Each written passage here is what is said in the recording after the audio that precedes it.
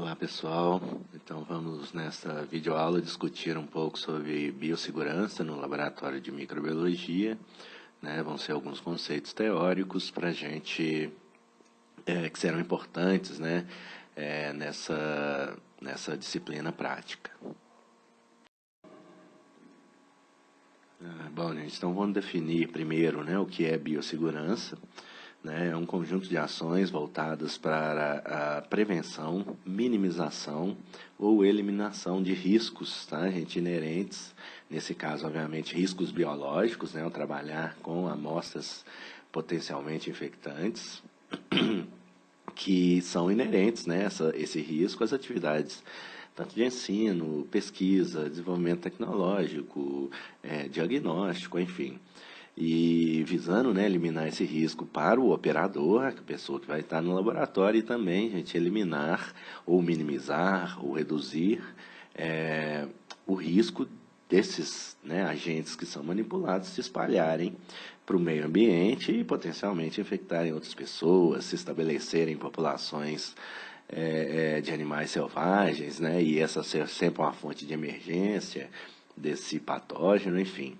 Então, visando tanto a saúde, né, gente, do homem, do meio ambiente, dos animais, como também a qualidade dos resultados obtidos. Bom, gente, então, estamos falando em risco biológico, né? Então, a gente faz uma quantificação desse risco, tá? E como é que a gente quantifica esse risco? Através de várias características, né, do micro-organismo, como vocês estão vendo aí. Por exemplo, a virulência, o modo de transmissão, né? Sabemos que o modo de transmissão pela via aérea é uma transmissão que ocorre de forma mais fácil do que, por exemplo, uma transmissão por contato direto, a estabilidade desse micro-organismo no ambiente, né, o quanto tempo ele permanece viável e pode ser potencialmente infeccioso, a origem, né, se esse organismo ele é endêmico ou se foi importado, disponibilidade de medidas profiláticas eficazes, disponibilidade de vacinas eficazes, né, e tratamentos eficazes, e também a dose infectante, né, que é a quantidade de micro-organismos viáveis mínimo que eu preciso de ter para ter um quadro de doença, tá? E a partir de todas essas características, a gente classifica os micro-organismos em classes de risco de 1 a 4, CR1 a CR4. Tá? Vamos discutir um pouquinho isso com vocês aqui. Aqueles micro-organismos dentro da classe de risco 1, ou CR1, são micro-organismos, gente, que apresentam baixo risco individual, né? O individual aqui eu falo dos profissionais do laboratório, tá? Que vão estar circulando aqui naquele ambiente, e um baixo risco para a coletividade ou para a comunidade, ou seja, baixo risco desse micro-organismo se espalhar a partir do laboratório. E por que eles têm um baixo risco, gente? Porque são micro-organismos não patogênicos a seres humanos em condições de saúde normais, vamos dizer assim, tá? Né, um indivíduo imunocompetente, sem nenhuma doença de base, né, que possa causar o agravamento, né, possa levar a um estado perdão, de imunossupressão transitória. Então, esses micro-organismos, casos de risco 1, gente, não são patogênicos, tá? Em condições normais, não causam doença. Exemplo, gente, o Bacillus subtilis, né? É uma bactéria gram-positiva, um bacilo gram-positivo, né? Que é muito comum, inclusive, no laboratório como contaminação do ar, né? É uma bactéria que é usada, às vezes, em estudos como modelo, né, de gram-positiva. Não é patogênica, né? Linhagens de E. coli, gente, que fazem parte da nossa microbiota, né, que também não são patogênicas, e linhagens de Saccharomyces cerevisiae, né, a levedura do pão, das bebidas alcoólicas fermentadas, né, e que também é usado no laboratório de microbiologia, não é patogênico. A partir da classe de risco 2, gente, CR2 em frente, ou maior, né? Aqui a gente já vai estar falando dos micro-organismos que são patogênicos, ou seja, têm capacidade de causar doença em um ser humano, mesmo em condições normais de saúde. E aí a gente tem a divisão entre 2, 3 e 4, tá, gente? De acordo com alguns parâmetros, né? Então, classe de risco 2, gente, é moderado o risco para o indivíduo e limitado o risco para a comunidade. Ou seja, o trabalhador do laboratório ele tem o risco de adquirir, porém o risco disso de se espalhar ainda é baixo. Por quê, gente? São micro-organismos patogênicos, mas que a transmissão se dá por contato direto, tá? Ou é dependente, por exemplo, de um vetor, né? Artrópode, por exemplo. Né? Então, o contato direto, obviamente, ele acontece, a gente sabe que essas doenças são doenças importantes, tá, gente? Mas o potencial de disseminação disso é baixo em relação às outras classes, tá? Exemplo, gente, HIV, o vírus da hepatite B, vírus da dengue, chikungunya, o Streptococcus pneumoniae, né, que é a maior causa de pneumonias adquiridas na comunidade, as Escherichia coli patogênicas, né, por exemplo, as que causam quadros de gastroenterite, leishmania, né? Então, esses são todos classe 2. Aí, quando eu vou para a classe de risco 3, gente, eu já falo de um risco alto para o indivíduo e moderado para a comunidade, tá? Para a coletividade. Por quê? Esses micro-organismos, gente, são patogênicos e são geralmente transmitidos, né, pela via respiratória. Tá?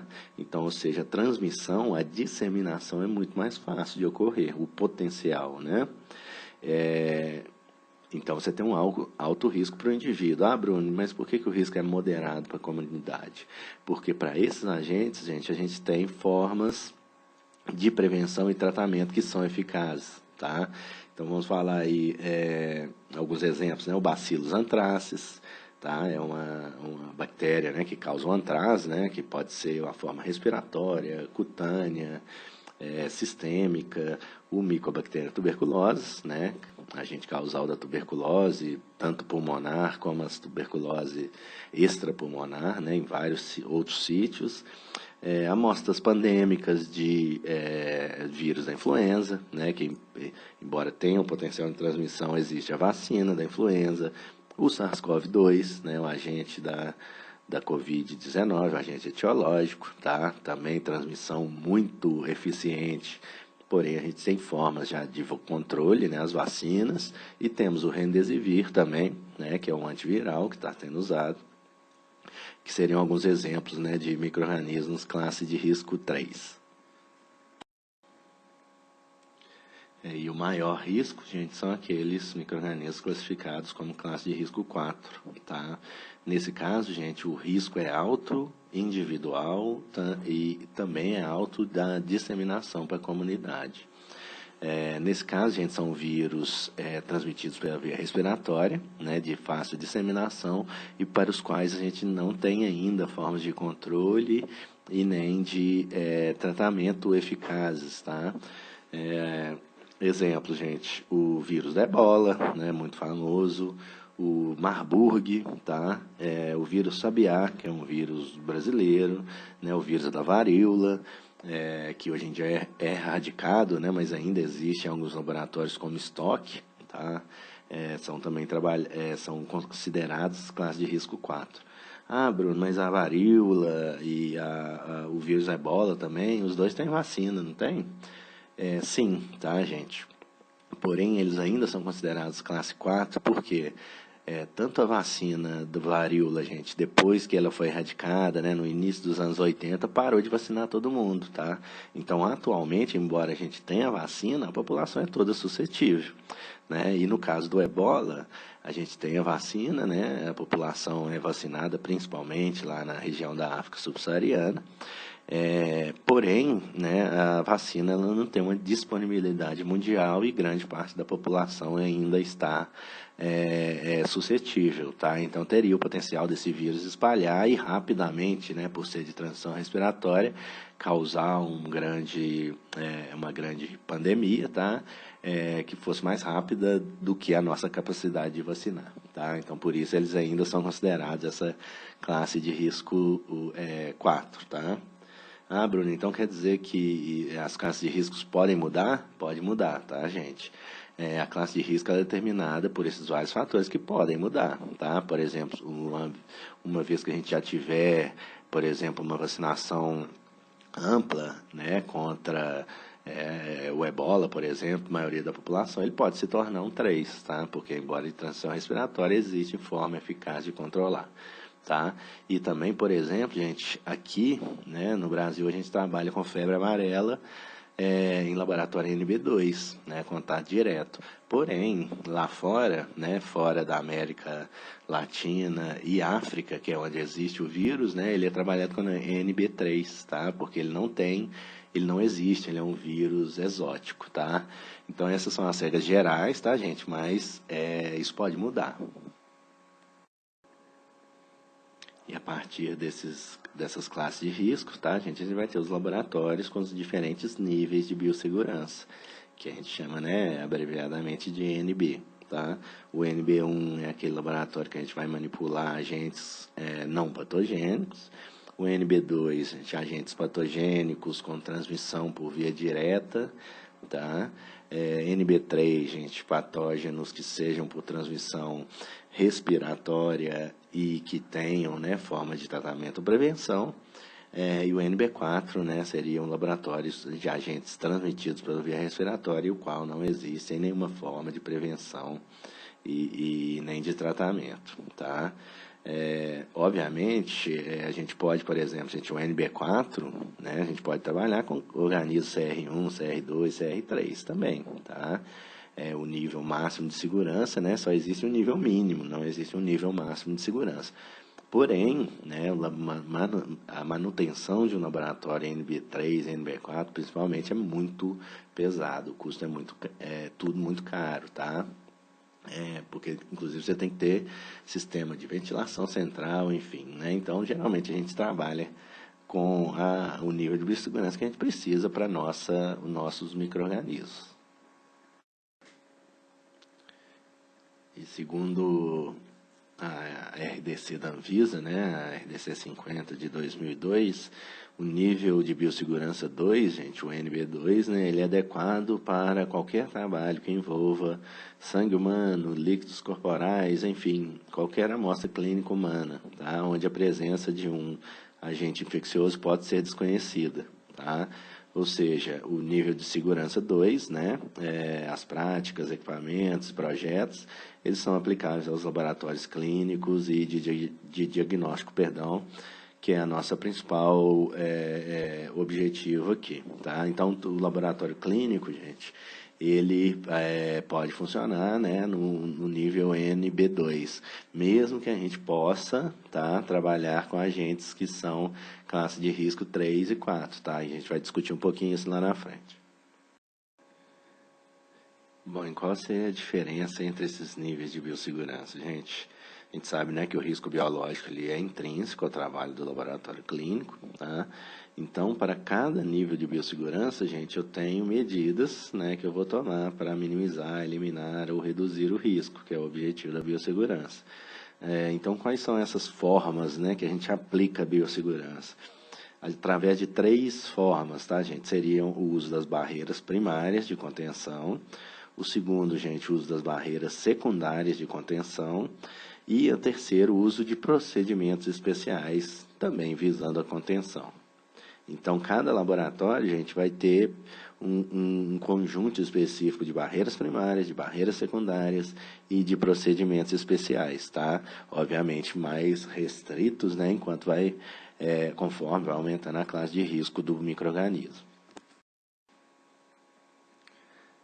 Então, o que seriam as barreiras primárias, né, que seriam uma dessas 3?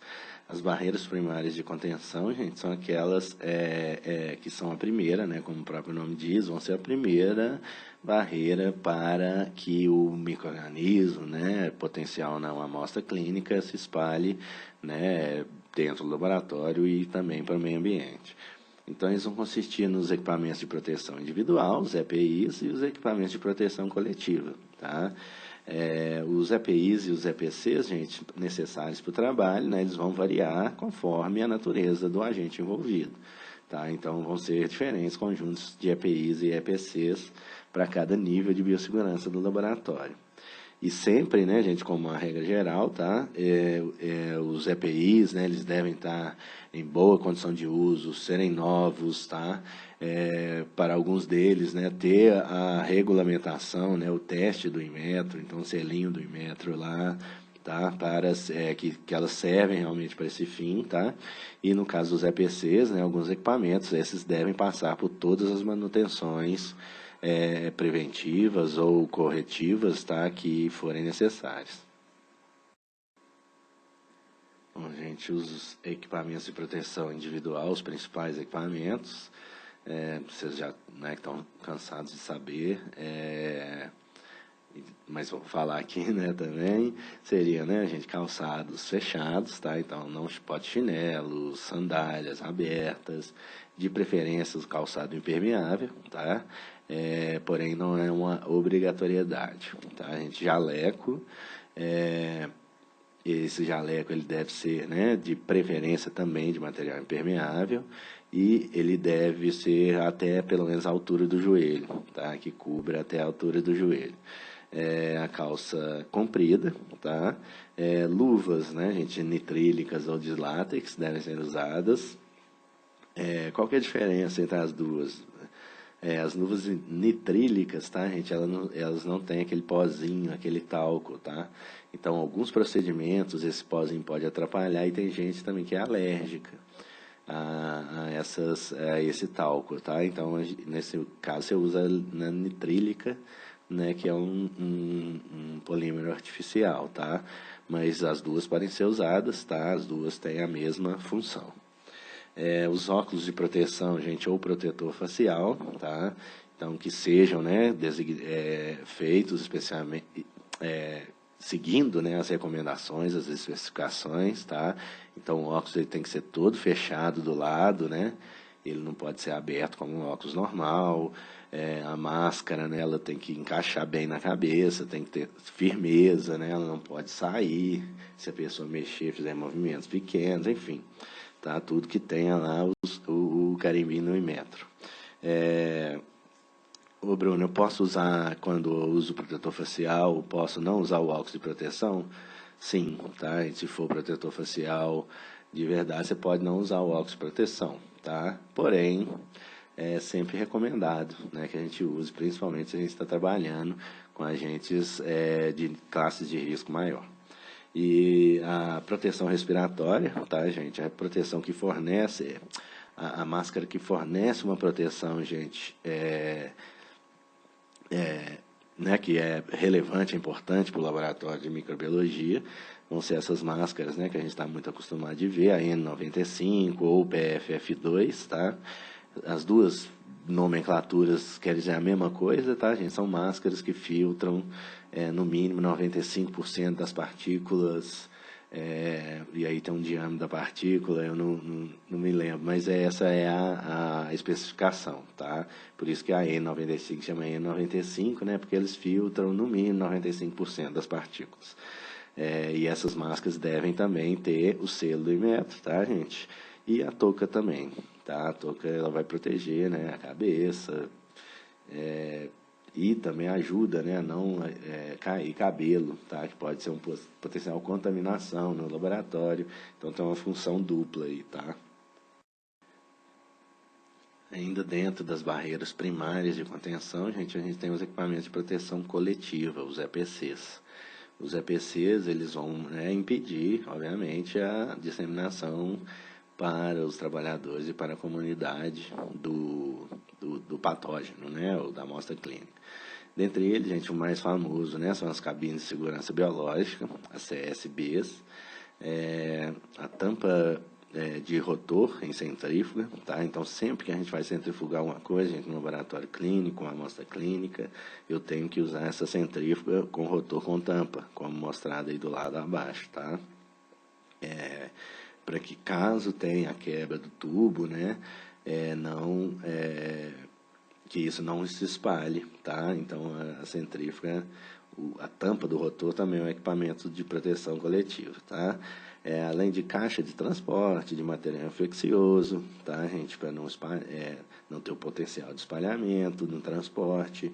Filtro da ponteira, né? Se a gente está usando uma pipeta, o filtro impede que haja contaminação da parte interna da pipeta, que vai ser utilizada para outra coisa depois, tá? Então, todos esses são equipamentos de proteção coletiva. Gente, as cabines de segurança biológica, elas são os EPCs mais utilizados, tá? Eu coloquei para vocês a diferença. A gente tem 3 classes principais, a classe 1, a classe 2 e a classe 3, tá? Todas essas classes, gente, podem ser usadas no laboratório NB2, né, em laboratórios que trabalhem com micro-organismos infecciosos, tá? A diferença entre elas, gente, é que a classe 1, vocês estão vendo aí, ela só tem um filtro EPA, só um filtro, né? Ou seja, o ar, ele entra na capela por uma pressão negativa, né, no fluxo, na cabine de segurança, e aí esse ar, ele recircula e vai sair, ao sair da cabine de segurança, ele é filtrado no filtro EPA, que retém todos os micro-organismos, né? Filtro EPA retém 99,99 dos particulados até certo tamanho. E então, o que isso significa, gente? Que o ar que está saindo, ele vai ser filtrado. Então, eu posso trabalhar com coisa infecciosa ali dentro, tá? Mas, por exemplo, se eu vou fazer uma cultura, se eu vou fazer um PCR, que também é muito sensível, tá? Essa amostra não está protegida do ambiente, não pode contaminar minha amostra com outra coisa, tá? E aí atrapalhar o meu resultado. Então, a cabine 1, ela protege o operador, porém não protege a amostra. Diferente da classe 2, gente, onde o ar que entra e o ar que sai, né, antes de entrar e antes de sair, ele passa pelo filtro EPA. Então, o ar é filtrado antes de entrar, circula dentro da capela e sai por um filtro EPA, né? Ou seja, eu protejo o ambiente, o operador e protejo a minha amostra também, tá? A amostra vai ser manipulada ali em condições estéreis. E a capela de classe 3, gente, ela tem as mesmas, os 2 filtros, tá? Então, eu protejo também minha amostra e protejo o operador, só que o nível de proteção da classe 3 é maior de todos, que ela é toda fechada, toda vedada, tá vendo? É aquela que tem um buraco, né? O operador só vai colocar a mão nesse buraco, e o buraco tem umas luvas, e aí ele vai manipular lá dentro a amostra, tá? Esse é o maior nível de proteção existente. E entre as cabines de segurança CSBs classe 2, gente, vocês devem ter visto já, talvez no laboratório, né? Que a gente tem tipo 1, tipo A1, A2, B1, B2, tá? Essa variação, gente, dos tipos vai ser primeiramente devida à recirculação do ar, tá? Sendo que as do tipo A, tá? Sendo A1 ou A2, elas vão recircular grande parte do ar que entra pela capela, então 70% do ar é recirculado. E na classe B, gente, eu tenho que a maioria do ar não é recirculado. O ar entra e já sai sem ser recirculado, tá? Então aí eu vou ter um menor reaproveitamento do ar, recirculação do ar, tá? E a diferença entre o 1 e o 2, tá, gente? No caso do A, é o fluxo de ar, tá? O fluxo de ar na A2 é mais rápido do que o fluxo na A1. E do B1 para o B2 é a quantidade de recirculação. A B1 recircula 30% do ar só, e enquanto que a B2 não recircula nada, tá? Então, todo o ar que entra, ele só passa pelo lugar de operação e já sai diretamente, não é recirculado.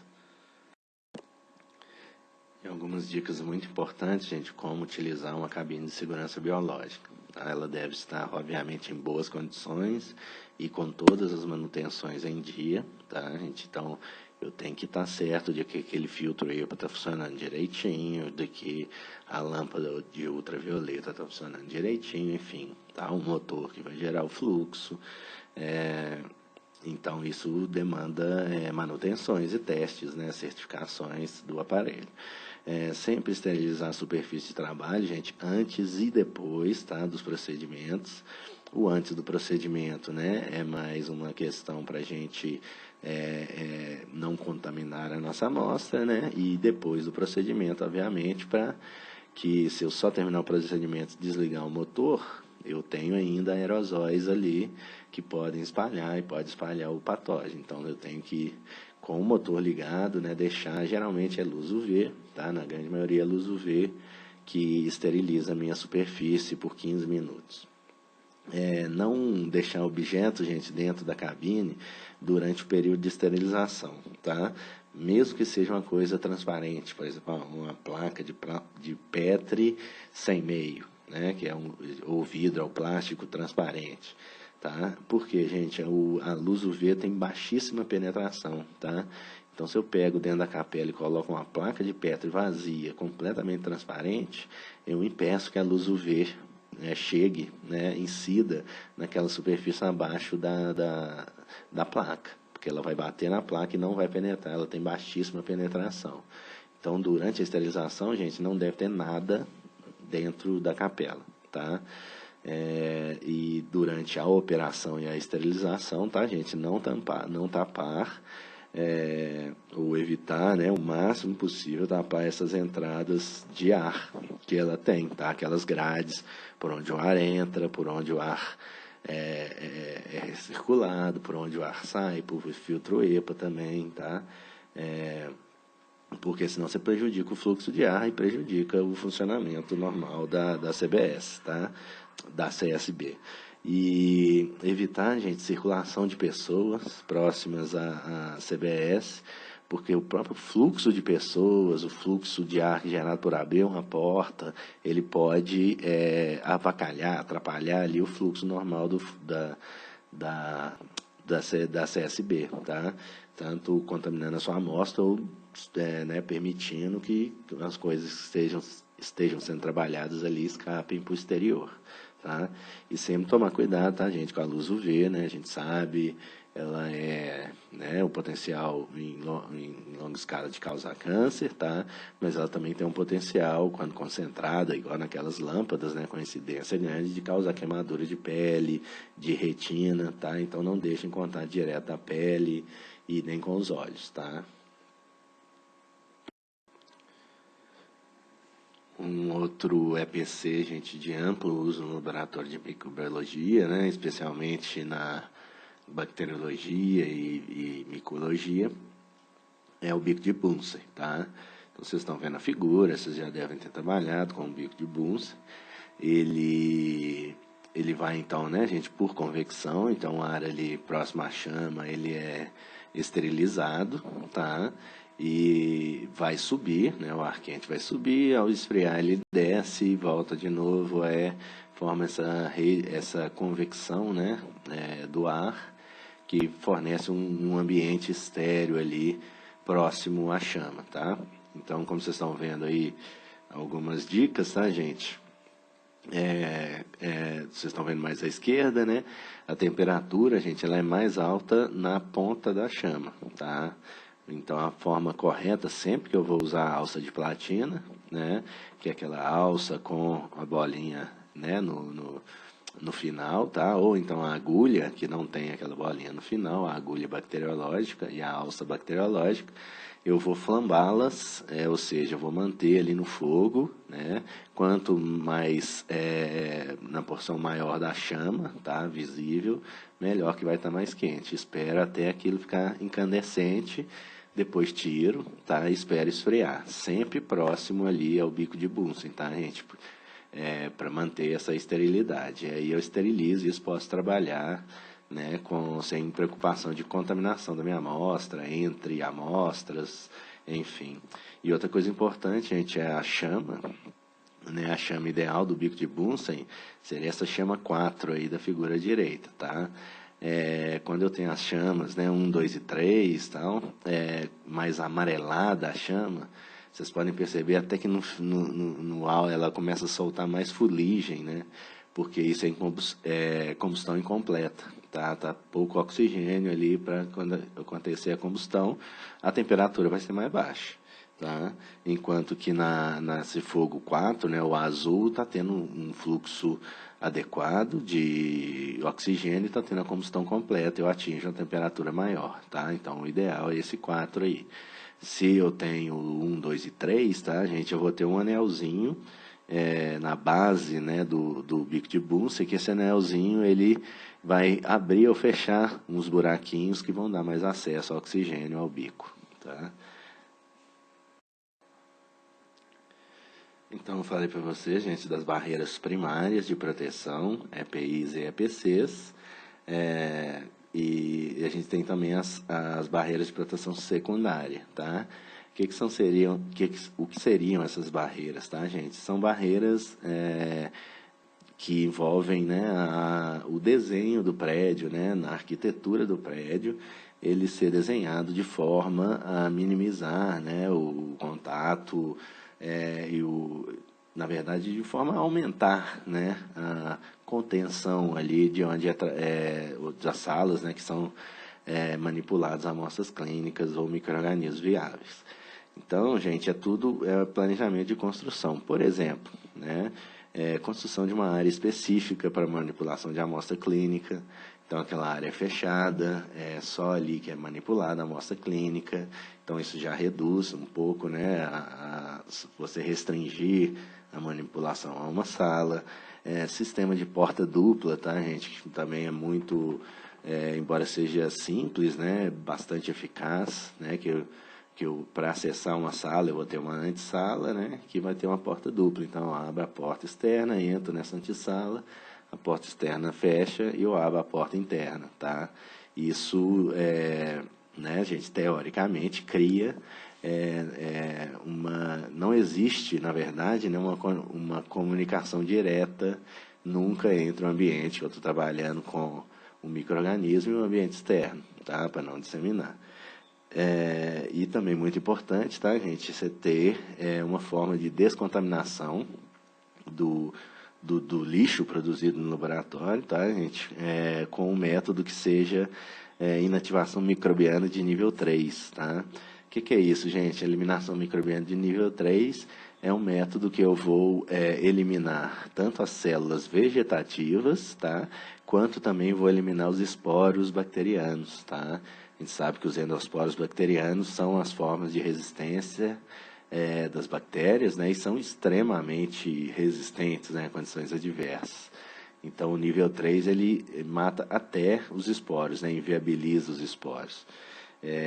Que o mais conhecido que a gente sabe é a autoclavação, tá, gente? O mais utilizado nos laboratórios, porque questão de custo-benefício e de né, atingir essa inativação de nível 3.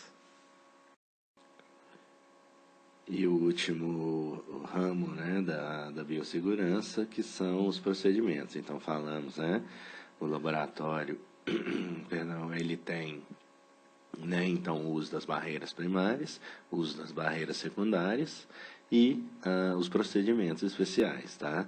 Então, vou falar aqui para vocês, gente, as regras que são gerais para laboratórios que vão trabalhar com agentes infecciosos, né? Ou seja, laboratórios NB2 ou maiores, né? NB2, NB3 ou NB4. Essas regras são comuns, né, a todos esses laboratórios. Então, a primeira delas, né, gente, que todo mundo que for adentrar o laboratório, né, ele tem que ter recebido um treinamento específico de biossegurança, quais são os riscos específicos, né, daquele laboratório, né, inclusive pessoas que eventualmente vão ao laboratório como prestadores de serviços, tá? Eles têm que ser, no mínimo, informados, né, sobre as áreas onde eles não devem entrar, e, né, os procedimentos que são padrão no laboratório. As pessoas, né, gente, todo mundo deve lavar as mãos antes de começar a realizar os procedimentos e lavar a mão após terminar os experimentos, né, os procedimentos.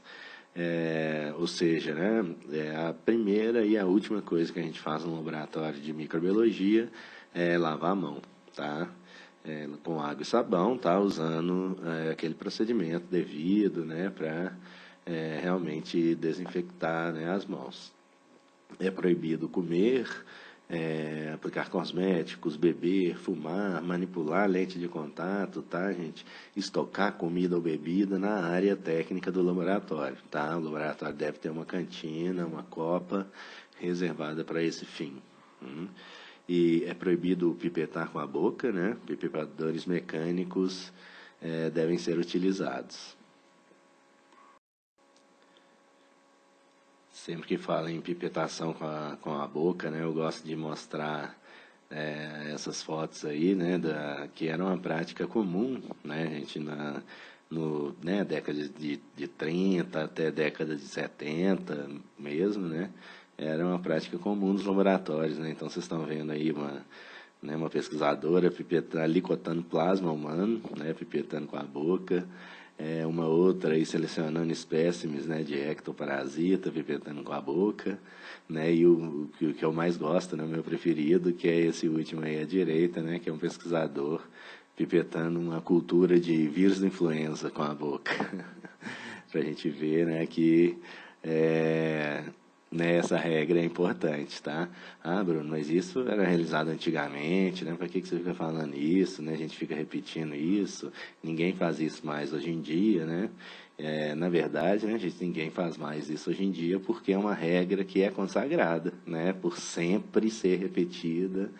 Então, essa regra, por ser já consagrada, hoje em dia ninguém faz mais isso, né? Então, mostrando a importância, né, da gente sempre, às vezes, repetir coisas, regras de biossegurança, né, que provavelmente vocês já ouviram, né, mas é importante sempre a gente mencionar, né, e dar o conhecimento dessas regras. Seguindo com as práticas padrão no laboratório de microbiologia, as agulhas, né, não devem ser encapadas, cortadas, removidas, dobradas, né, e sempre, né, descartar os materiais pérforos cortantes em recipientes destinados a esse fim, tá? Que são esses aí que eu coloquei ao lado, né, esses amarelinhos com o símbolo, né, de risco biológico, e depois que ele atinge ali 3/4 do volume, a gente fecha ele como uma caixa e leva para inativação microbiana, para autoclavação, tá? Todo procedimento, gente, que for envolver material potencialmente infeccioso, ele deve ser realizado utilizando um EPC adequado, tá? Seja eu vou mexer com a placa de bactéria num bico de Bunsen, tá? Eu vou trabalhar com uma cultura numa cabine de segurança biológica, né? Ou preparar uma reação molecular numa cabine de segurança biológica. Eu estou centrifugando uma amostra de sangue, por exemplo, né? Eu estou usando o rotor com tampa, tá? Temos que lembrar que manipulação não é só exatamente quando a gente está mexendo na amostra, né? A centrifugação ali, o processo também é uma manipulação da amostra, tá? Então, usar o rotor com tampa, tá? Então, sempre utilizar EPCs quando a gente for trabalhar com um material potencialmente infeccioso. E desinfectar, gente, as bancadas, né? Ou superfície de trabalho com desinfectante adequado, tá? Para, né, após o fim dos procedimentos, tá? E se ocorrer derramamento, tá, de material durante os procedimentos.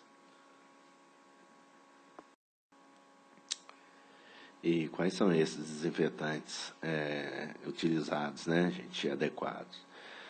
Os mais utilizados eu coloquei para vocês aí, né? A fonte abaixo é um manual da Anvisa. São os álcoois, né? Mais utilizado, o álcool 70, né? O etanol ou álcool etílico a 70%. Como vantagem, gente, ele é um desinfetante de amplo espectro, né? Que a gente fala, fungicida, virucida, bactericida, tá? E ele é pouco tóxico para o ser humano, tá? Porém, como desvantagem, ele tem essa questão de ser inflamável, né? E quando a gente fala em um laboratório de bacteriologia com bico de Bunsen, com fogo, é um problema. E ele pode ressecar borracha e causar opacidade em acrílico, tá? Que aí ele não, então, às vezes um equipamento, né, a gente não pode limpar com álcool por causa disso. O hipoclorid de sódio também é muito utilizado, tá, gente? A concentração pode ser utilizada entre 0,02% e 1%.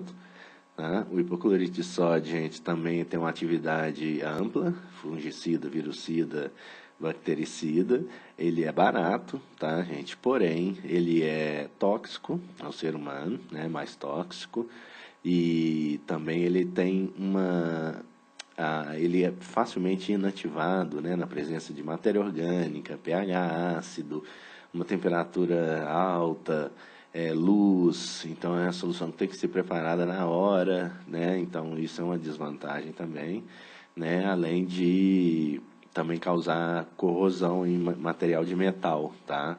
Então, para limpeza de alguma superfície em laboratório, como, por exemplo, uma área de operação de uma CSB, ele não é recomendado, tá?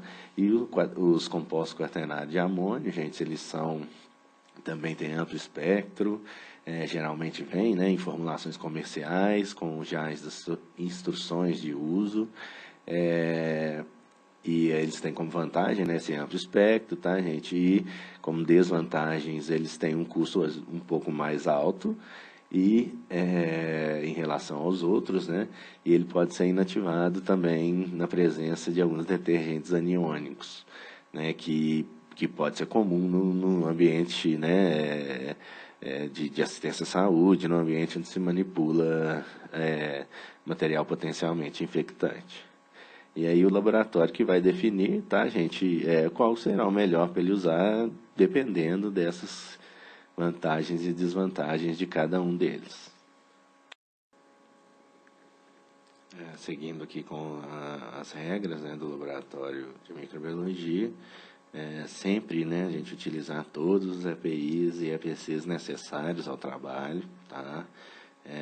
Vale a pena aqui ressaltar, tá, gente, que o fornecimento desses materiais é de obrigação do empregador, né? E cada área, né, ou cada tipo de manipulação vai requerer diferentes tipos de EPIs e EPCs, tá? Então, a pessoa, e isso deve estar claro também, tá, no ambiente laboratorial, quais são os EPCs, né, requeridos para aquela área e quais são os procedimentos que devem ser feitos em determinados EPCs. Em caso de perda da integridade dos EPIs, gente, trocá-los imediatamente, né? Por exemplo, estou com a luva rasgou, tá? Não vou esperar, vou só terminar aqui depois. Então, no mesmo momento, faz a troca do EPI, tá? Ou uma máscara que molhou, enfim, tá? Não esperar, faz imediatamente essa troca. Nunca, gente, eu coloquei aí, né, em letra alta, que isso é muito importante, a gente vê muito isso acontecendo, tá? Que nunca utilizar os EPIs em ambiente externo ao laboratório, tá? É uma regra, assim, clássica, gente, da biossegurança, né? Ah, Bruno, mas eu tenho que levar uma amostra que eu vou, né, começar a extrair num determinado lugar, eu tenho que levar essa amostra para outro lugar para terminar a análise, ou fazer um processamento, né? Como é que eu vou fazer, tá? E aí, gente, já puxando esse ponto de baixo também, que é a questão de sempre a amostra, ela deve estar em uma caixa de transporte de amostras nas áreas comuns, tá? Então, vamos pensar, né? Eu vou coletar sangue num ponto e vou levar isso até um outro laboratório, lá no outro laboratório eu vou centrifugar, fazer outras análises, fazer um esfregaço, enfim, eu vou transportar essa amostra entre áreas comuns, tá? Que pode ser dentro do prédio ou entre prédios, entre lugares diferentes da cidade, entre cidades diferentes, tá? Então, o que eu tenho que fazer, gente? Eu vou com todos os EPCs e EPIs, faço, né, a coleta, o processamento que eu preciso inicial, tá? Aí eu vou, para transportar, pegar todo esse material, gente, colocar na caixa de transporte de amostra. O que é importante, gente? A caixa de transporte não é qualquer uma térmica, tá? Ela tem que ser a prova de vazamento, tá? A prova de queda, ela não pode se quebrar, ela não pode, ao cair, abrir e soltar o conteúdo, né, o conteúdo vazar. Ela tem que estar com a identificação de risco biológico, tá? E muitas delas, a gente vem acoplado um termômetrozinho, tá? Para você garantir que a amostra ficou naquela temperatura ali durante o transporte, tá? Então eu vou colocar dentro da caixa de amostra a minha amostra, tá? Vou fechar a minha caixa de amostra, vou fazer toda a desinfecção, ou com hipoclorito, ou com álcool, ou com quaternário de amônio, segundo instruções, tá, gente? Da superfície externa da minha caixa, vou deixar agir ali, né? Mais ou menos 20 minutos já é suficiente para todos eles, álcool até menos, já até evaporou. E aí eu vou, uma vez que a amostra está dentro da caixa, protegida, e a parte de fora foi toda desinfectada, eu vou tirar todos os meus EPIs, vou, né, de forma também controlada, né, conforme, né, as regras, e vou pegar a minha caixa sem estar com nenhum EPI, porque minha caixa do lado de fora não tem nada, já desinfetei, tá? Essa caixa é a prova de vazamento, de abertura, então eu posso levar andando na minha mão, tá? Que é o que deve ser feito, tá? Nunca sair, gente, com luva, com jaleco do laboratório, com máscara, com óculos de proteção, tá? EPI, gente, é de uso exclusivo na área do laboratório, tá?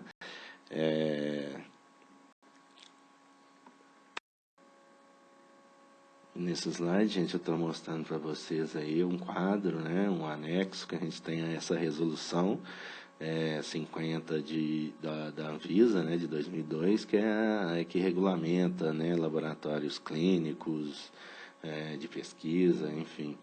E como vocês estão vendo aí, né, a gente tem, né, as classes de risco, né, os laboratórios, né, respectivos, né, e o que eu tenho que ter em questão de EPIs e EPCs, barreira primária, em questão de barreira secundária de construção, e em questão aos procedimentos, tá? As práticas padrão. Então, o laboratório é NB1, NB2, NB3, NB4, porque ele conjuga determinadas normas específicas de barreira primária, secundária e de procedimentos. Bom, gente, e agora para finalizar, só falar um pouquinho, né, sobre dicas de prevenção de acidentes.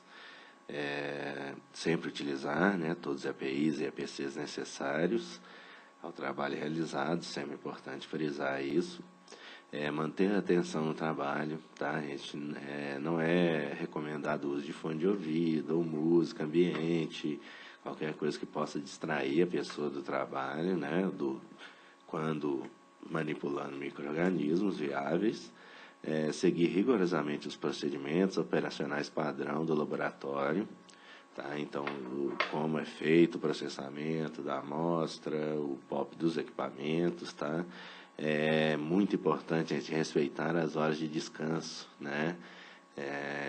A rotina do laboratório, né? Uma rotina é pesada, mas assim é importante a gente manter né, tempos de descanso, né? Então, idealmente de 2 em 2 horas a pessoa, quer dizer, idealmente de 1 em 1 hora, né? Mas de 2 em 2 horas a pessoa dá uma levantada, sair, tomar uma água, esticar o corpo um pouco, né? Porque vários estudos já mostram, né, gente, que uma parte relevante dos acidentes em laboratórios acontecem com pessoas experientes em laboratório, né, que já estão há muito tempo no laboratório, porém, em situações de, por exemplo, plantão, a pessoa está muito cansada, depois de horas de trabalho, no final do turno, né, então isso é importante, né, a gente manter-se, dar uma espairecida, né, manter a área de trabalho sempre limpa, gente, somente com o que for necessário, né, para o trabalho, né, então não ficar acumulando coisa que não vou usar agora, né, então deixa só o que você vai precisar realmente, deixa a área de trabalho bem limpa, sem obstruções, né, sem restrições, né, no movimento da pessoa. e nunca utilizar, gente, material para um fim diferente, né, previsto para o fabricante, e sempre balancear a centrífuga antes do uso, tá, gente? A centrifugação é um processo que gera muito aerosol, né? Então a gente e a probabilidade, né, de um tubo quebrar ali dentro, tá? Ela aumenta, né, se a gente não usa uma centrífuga balanceada, ou seja, né, os tubos que estão opostos, né, na caçapa da centrífuga, eles têm que estar com o mesmo peso, né? Tem que estar com pelo menos, né, parecido, tá? Então isso é muito importante para evitar esse tipo de acidente. Então a gente discutiu, né, então todas essas formas, né, de diversas formas a biossegurança reduzir, minimizar ou eliminar o risco, tá? Porém a gente também tem que saber, caso esse acidente ocorra, como a gente deve atuar, tá? Para conter aquele acidente, né, e impedir que aquilo, o micro-organismo, né, que está ali naquela amostra clínica, eventualmente possa contaminar outras pessoas no laboratório e, eventualmente, na comunidade. Então, no caso de derramamento de material biológico, gente, eu vou conter aquele derramamento com papel toalha, né, coloco primeiro de tudo, né, gente, coloco todos os EPIs necessários, se já tiver de EPI, continua com os EPIs para fazer tudo, contenho o vazamento com papel toalha, gente, depois eu vou limpar a área ali com água e sabão, tá? E também com algum material que seja descartável, como papel toalha. Vou passar uma água, depois secar direitinho, tá? Essa região. Depois vou passar um desinfetante que eu esteja usando, que seja adequado para a superfície, conforme a gente discutiu, tá? Então vou passar também com papel toalha. E depois de tudo isso, tá, gente, todo esse papel toalha que eu usei, né, todos os meus EPIs, fazer o descarte correto no lixo biológico, né, que é aquele lixo branco com a simbologia de risco biológico. Em caso de acidente com pérfuro cortante, gente, lavar, né, bem a área com água e sabão, em grande quantidade, tá? Em caso de mucosa, utilizar água ou soro fisiológico também em grande quantidade. Se o paciente fonte é conhecido, por exemplo, uma amostra clínica que eu estou trabalhando e sofro um acidente, eu vou realizar sorologia, tá, gente, contra o HIV, para o vírus da hepatite B e vírus da hepatite C, tá, nessa amostra. Lembrando sempre, gente, que para realizar o anti-HIV, eu tenho uma condicionante, eu tenho que ter aquele exame pré e pós, um aconselhamento, na verdade, né, um aconselhamento pré e pós-exame do HIV, tá? E iniciar concomitantemente, imediatamente, gente, a terapia, né, antirretroviral, que é chamada de PEP, né, porque é a Post-Exposition Prophylaxis no inglês, né, seria uma profilaxia pós-exposição, né, então inicia esse tratamento antirretroviral, tá, se o exame, né, os sorologias lá der negativo, tá, gente, aí interrompe o tratamento. No caso de ser fonte desconhecida, gente, por exemplo, né, uma agulha, alguém se espetar com uma agulha que está no lixo comum indevido, ou encher demais né, a caixinha de pérfuro cortante, a pessoa, você não sabe, né, qual foi a fonte, nesse caso deve ser discutido com o médico a necessidade, né, do paciente iniciar a fazer ou não, né, essa profilaxia pós-exposição, tá? É muito importante, gente, que todos os profissionais de saúde, né, devem ser vacinados contra a hepatite B, tá? São 3 doses, uma vacina que é bastante eficaz, né, eficiente e é disponível no sistema público de saúde. E dependendo do trabalho, tá, a gente pode também, recomenda-se, né, a vacinação contra outros patógenos, né, por exemplo, a pessoa está trabalhando agora com coleta de amostra de Covid, né, por exemplo, ou processamento de amostra de Covid. É recomendado vacinar contra a influenza também, que pode estar presente em algumas dessas amostras. Enfim, né? Então sempre a imunização também está em dia. No caso de acidente com centrífugas, a gente quebra de tubo dentro de centrífuga, né? Sempre muito importante falar, né, da equilibrar bem os tubos, né? Mas se ocorrer uma quebra de tubo, eu vou primeiro desligar a centrífuga, tá, gente? Vou esperar 30 minutos com a centrífuga fechada, tá? E lembrando também, né, que idealmente não, né? É obrigatório o uso de centrífugas que tenham tampa no rotor. Aí eu deixo meia hora para quê, gente? Para aqueles aerosóis que são gerados normalmente pelo processo de centrifugação todos baixarem. Depois a pessoa, né, usando todos os EPIs, vai retirar os estilhaços de tubo, né, com o auxílio de uma pinça, limpar o rotor e a caçapa, né? Você pode mergulhar, gente, o motor, a caçapa e a pinça, tá?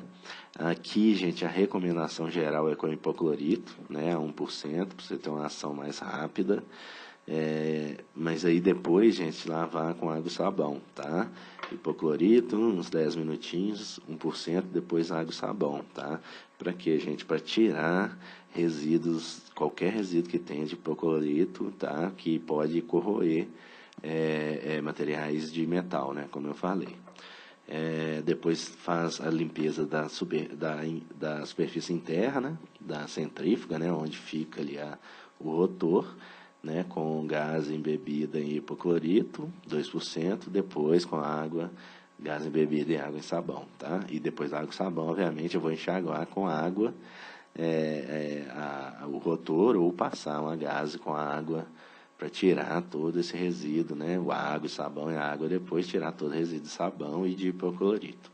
E aí, depois, descartar todo o material usado nessa descontaminação no meu lixo biológico.